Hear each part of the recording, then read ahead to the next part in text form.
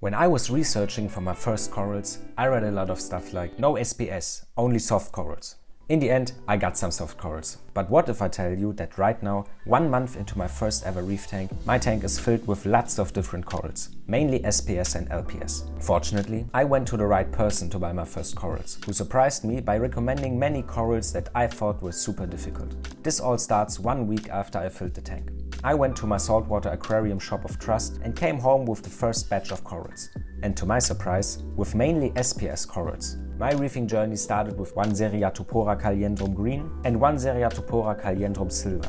Both of them went on the upper left side of my reef and they are doing well since day one. Of course, SPS corals are more sensitive considering water parameters, although those two are on the very easy and forgiving side. But I think that this is actually really useful, because you learn to read your corals right from the start, and you get a feeling for water parameters pretty quickly. As you can see, the silver one has bleached a little at the bottom, which was probably a result of a lack of phosphate. More about that in the video coming soon though. I also got 3 different types of zoas on this day, because they look really nice and you can build kind of a collection over time.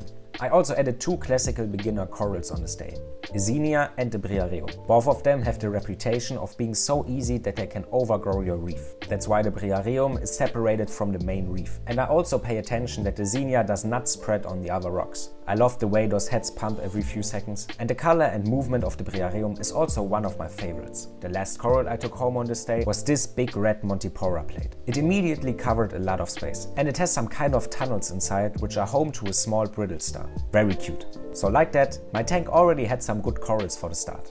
Just for your info, I actually got a lot of those corals for free because the owner of the shop had a ton of it lying around. But even if you have to buy them, especially the Seriatopora and the Xenia will be cheap because they grow really fast. My Xenia has pretty much doubled in size since I got it.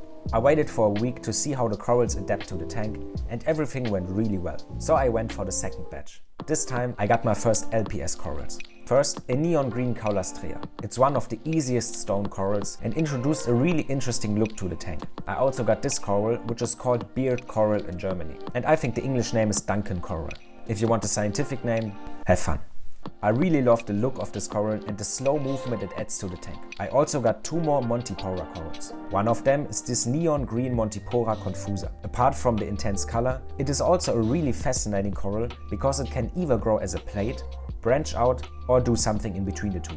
I'm very excited to see how mine decides to grow. The other one is this purple version with green polyps. A really interesting color combination in my opinion. Unfortunately, I don't have a scientific name and I wasn't able to find it online either. But there are many crazy color versions for Montipora corals, so you will definitely find something. After this, I went on vacation for a week and I also wanted to take some time to watch the corals. I realized that I really liked the Duncan Coral and that I wanted more movement. So about 3 weeks after the second batch, I went coral shopping for a third time and came back with 4 corals again. The first one is this Euphyllia, which adds more movement and this insane golden coloration. It looks way better in real life than on video, but I tried my best to capture it for you. Euphyllias are probably the most hyped coral family right now, and especially for the Euphyllia glabrescens versions, you can spend an insane amount of money. These are also more difficult to keep. This right here is an Euphyllia paraancora golden nugget, which cost me 30 euros for the 3 heads. To add even more movement, I decided to buy an Alveopora spongiosa green.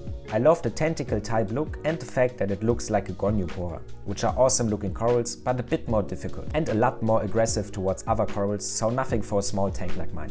In general, all of the corals in this video are quite peaceful species which don't really attack the other corals at night. You should pay attention to this though, especially in a small tank. One coral that had been missing in this tank is the Stylophora piscillata Lila, which is also called the Milka.